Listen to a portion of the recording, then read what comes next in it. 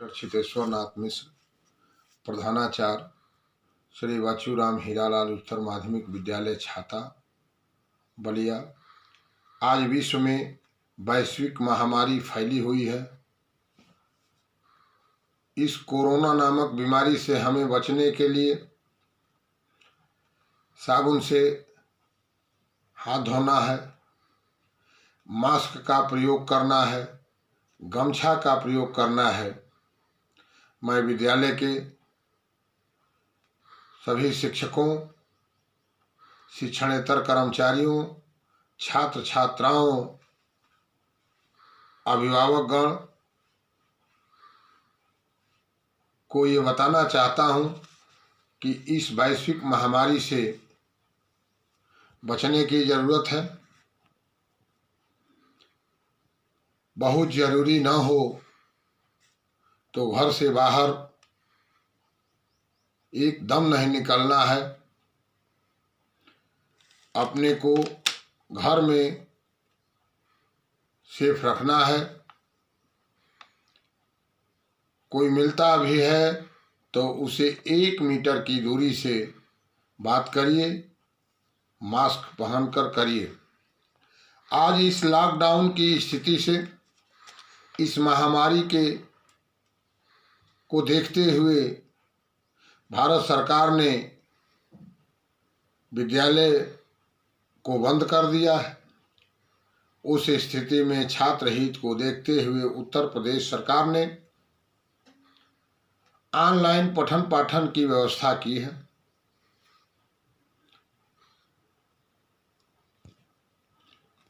अधिक से अधिक समय घर में रह करके पठन पाठन करिए, अपने भविष्य को उज्जवल करिए, अपने बचिए, दूसरे को बचाइए। आज मैं कक्षा 10 संस्कृत के छात्रों को पहला पाठ, प्रथमः पाठः कवि कुलगुरु कालिदासः। कवि कुल के गुरु कालिदास महाकवि कालिदास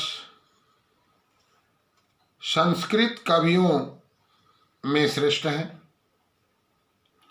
इनके जन्म स्थान के विषय में विद्वानों में मतभेद है। कालिदास के काव्यों का प्रधान संस्कृत के कवियों में सर्वश्रेष्ठ हैं। उनकी कृति कौमुदी विदेशों तक फैली हुई है। वे भारत के ही नहीं अपितु विश्व के श्रेष्ठ कवि के रूप में भी जाने जाते हैं। इस महान कवि के कुल काल एवं जन्म स्थान के विषय में अनेक मतभेद हैं। इन्होंने अपनी कृतियों में भी अपने जीवन के विषय में कुछ भी नहीं लिखा। समीक्षकों ने अंतः और बाह्य साक्ष्यों के आधार पर इनका परिचय प्रस्तुत किया है। जन्म, समय एवं स्थान।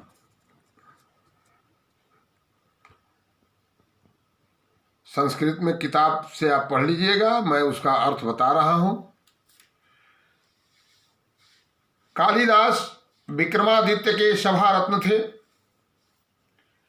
कोई विद्वान इन्हें चंद्रगुप्त द्वितीय का समकालीन मानता है तो कोई उज्जैन के राजा विक्रमादित्य का समकालीन। इस महान कवि को सभी अपने अपने देश में उत्पन्न हुआ सिद्ध करते हैं। कुछ विद्वान इन्हें कश्मीर में उत्पन्न हुआ मानते हैं तो कुछ बंगाल में, अनेक आलोचक इनका जन्म स्थान उज्जैन भी मानते हैं। कुल कालिदास की कृतियों में वर्ण व्यवस्था के प्रतिपादन को देखकर इन्हें ब्राह्मण कुलोत्पन्न माना जाता है।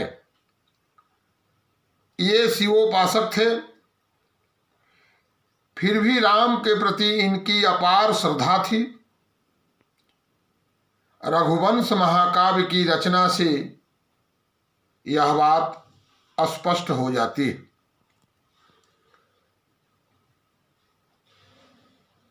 महाकवि कालिदास की रचनाएं। कालिदास ने रघुवंशम और कुमार संभवम नामक 2 महाकाव्य, मेघदूतम और ऋतु संहार नामक 2 गीत काव्य तथा मालविकाग्निमित्रम,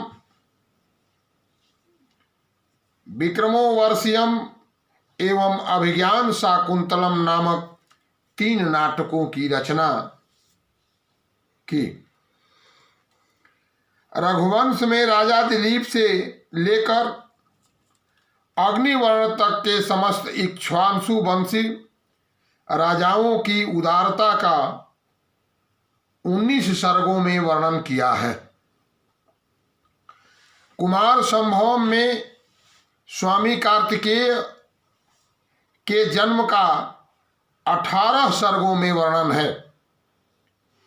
मेघदूतम में यक्ष और यक्षिणी के वियोग को लेकर विप्रलभ श्रृंगार का पूर्ण परिवाक हुआ है। ऋतु संहार में 6 ऋतुओं का काव्यात्मक वर्णन है।